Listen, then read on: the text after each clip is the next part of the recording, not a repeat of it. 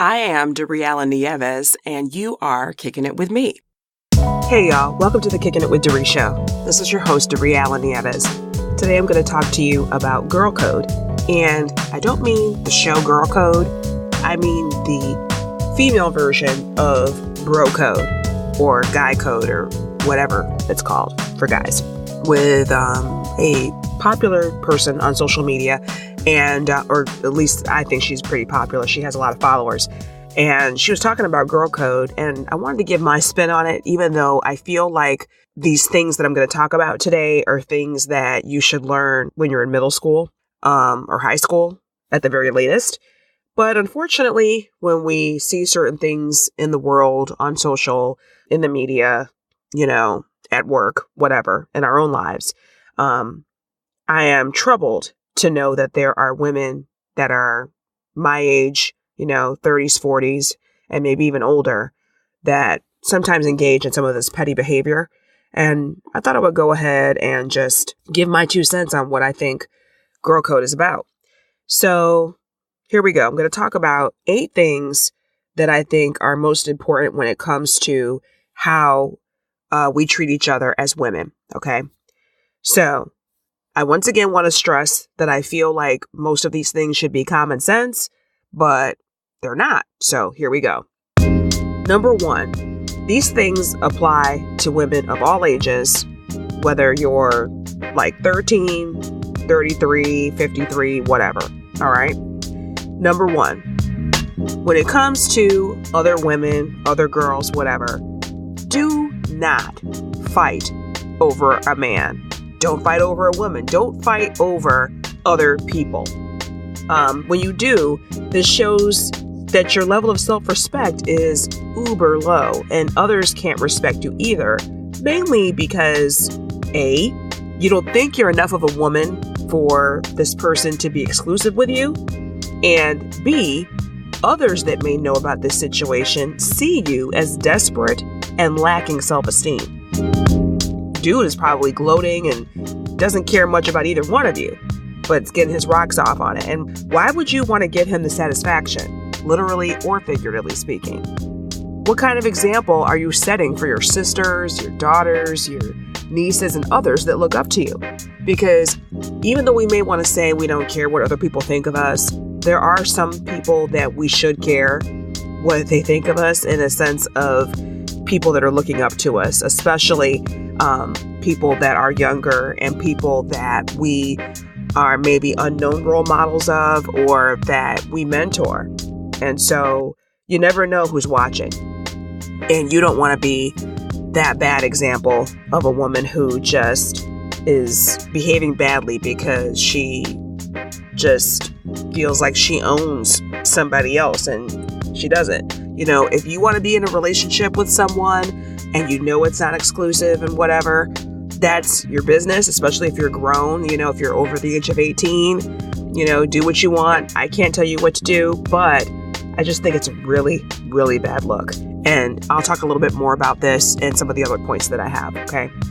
Number 2, you should not have any non-platonic contact, whether it's physical or any kind of communication with someone else's significant other. Again, we're talking about not looking desperate and definitely respecting yourself more than that. When you have that contact, whether it's physically or communicating, this can lead to emotional affairs. It can ultimately lead to what I just talked about with number 1. And it may seem innocent enough when they slide into your DMs, but you can quickly tell when a guy is just fishing for more to see how far he can go with you. Some people are just flat out blunt and they just say what they mean, and others try to be slick with it. And I'm going to talk about this in a little bit more detail about the being blunt part, because a lot of people, when they get online, when they get behind a screen of any kind, they all of a sudden become emboldened. They say things, and they say things in ways that they may not say if they were in person. They wouldn't say them to your face. So just pay attention, and as Gambino said, stay woke. Number 3, don't date your friend's ex. I just can't imagine how awkward it would be to be friends with someone, really cool with somebody, and either they're dating your ex or you're dating their ex. I mean, there's a whole lot of conversation that you probably would normally talk about that would be really, really crazy to talk about once that happens. But again, I feel like this should be like, duh, of course you shouldn't. But this nugget, as well as the first two that I just mentioned, even though they seem like common sense, it's not common. All you got to do is look at the trends of reality TV or just watch some court TV, and it'll let you know that common sense is not so common. I remember back in the day, and for me, that would be like the 80s, the 90s, we used to call this sloppy seconds because it's just so messy. And this isn't just with heterosexual relationships, which is really what I'm mainly talking about in this show, but it also happens with homosexual relationships. I mean, just yesterday, I watched this show called Snapped, and there was a young woman in college that met a couple of girls who were girlfriends, and she became friends with them, and they all became friends. Eventually, people were in their feelings and stuff, and one of the girlfriends broke up with the other one to date this new girl.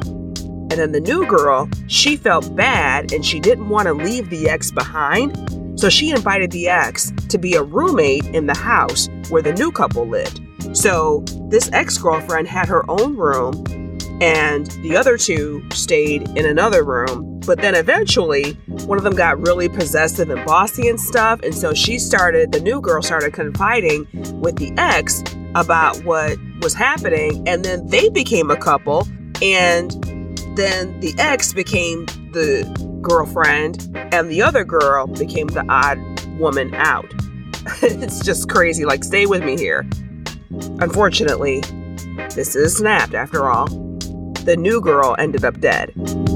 Now, I'm not saying you're gonna die if you date your friend's ex, but come on. That's just lazy, it's hella messy, and you will most likely end up getting hurt even if you don't die. I mean, is there no one else that you can date but the person who your friend was with? Is it like that small of a town that you live in? I mean, you might have to expand your horizons some kind of way. So please don't do this. The way that I'm talking seems kind of like he, but it's really not funny. It's really a tragic situation when jealousy and feelings get involved, and you should just mind your business, find somebody else, or better yet, stay by yourself. There's nothing wrong with not being in a relationship. The most important relationship always is the one that you have with yourself and with God. Everybody else is secondary. Number 4, when it comes to your friends, you should have their back, okay? If you have a girlfriend, and I'm talking about a female who is a friend, you should speak up if others are talking about her, or, defend her, or make sure that at the very least that you are not involved in what's going on with that talk. Because really, we're talking about people's character and their integrity, and they're showing themselves. If a person is gossiping to you about someone, then you can best believe that they are gossiping to someone else about you. And when you willingly listen to that garbage, it's like you're encouraging it and you're egging it on, and you're taking part in the destruction of another female's character. So you're, in my opinion, just as guilty as if you were the one that was doing all the talking. So what would you like for someone to do if you were being talked about? Would you want to stand up for them? Would you want to know about it? Now, we don't want to do the he say, she say thing. We want to be as mature as possible, but do not take part in that gossip. Do not take part in the destruction of another person's characters, especially when it's not something you would want done to you. Are you ready to jumpstart your year? You don't have to wait until January 1st or some other magical date on the calendar to make a fresh start. My new workbook comes with 12 questions for personal reflection to assess where you are and where you want to be at this time next year. Get your free Jumpstart Your Year workbook at kickingitwithdoree.com/resources. Number 5, be honest with your friends, whether they're right or wrong. You gotta be honest with them. And I'm not just talking about something as simple as, how do I look in this dress? Oh, you look great. Oh, that's bomb. Oh, no, you don't look fat, whatever. I'm not talking about stuff like that. I'm talking about real stuff.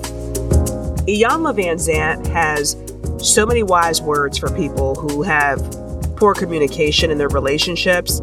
And one of the things that she often says is that you should always tell the truth about who you are, what you want, what you need, and how you feel.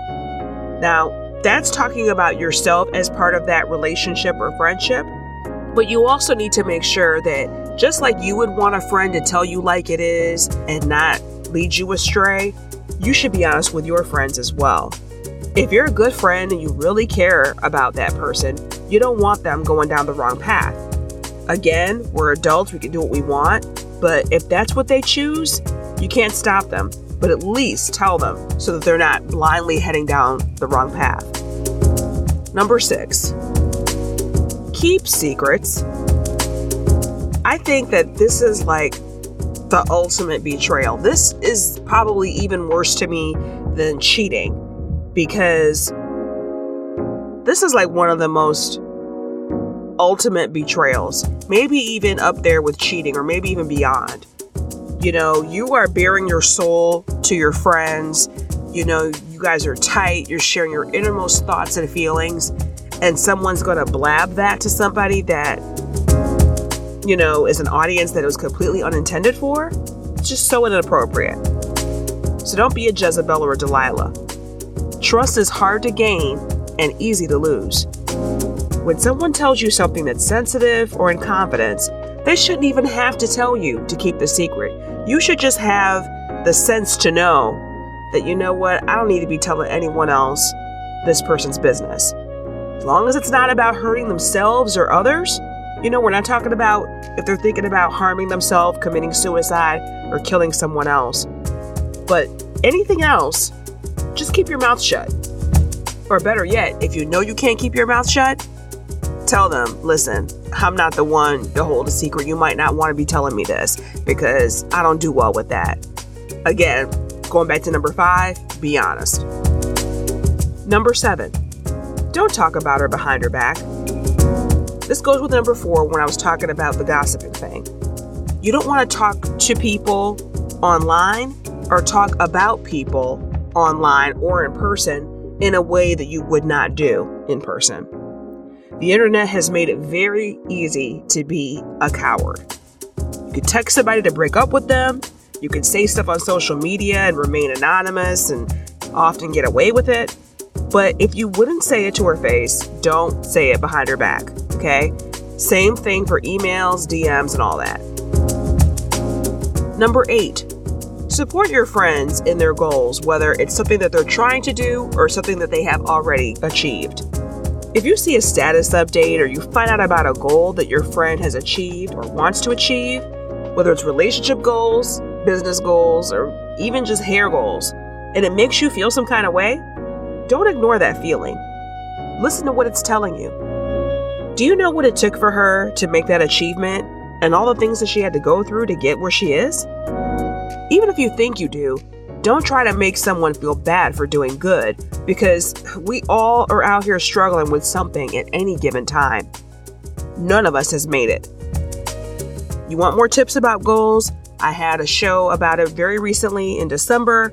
Go check it out. I talked about some goals that I have for this year, 2019, and the ways that I am hitting those up and some tips for you. There's lots of shows that I've done on Kicking It with Doree that talk about goals and achievements and motivation. So look that up and check it out. This is episode 99, and I'm sure someplace in the last 98 episodes, you can find plenty on that.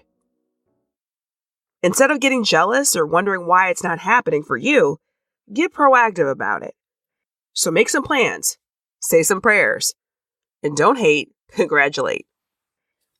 Speaking of congratulations, I want to make sure that you get involved with my 100th episode show. It's going to be a big deal. It's coming really soon, okay? Beginning of February. Can't wait. We are now in season 4. And for about the past year, I've been doing solo episodes, and I will be resuming interviews soon. But in the meantime, I definitely want to take the time out to celebrate all the guests that I've had in the last 3.5 years. And you, my listener, without you, I wouldn't have a show. It would just be me talking to myself in a closet all the time. And I don't really just do that for fun. I do that to help people. I do that to motivate people. And I want to know how these shows have helped you. So please check out my posts that I've done on social media regarding episode 100. And definitely get with me and send me a message. Send me an email at kickingit@DoreeAllen.com, letting me know what your favorite episodes were, what the show has meant to you, anything you've learned, anything that made you laugh, anything you want to share. I'd love for you to actually send me a recording. So if you want to write to me, that's great, but I really love to hear things, and I think other people would love to hear things in your voice. All right? Until next time, and see you at number 100. If you like this show, I'd love to have your support. Visit patreon.com/Kicking It with Doree, without the G, to learn more.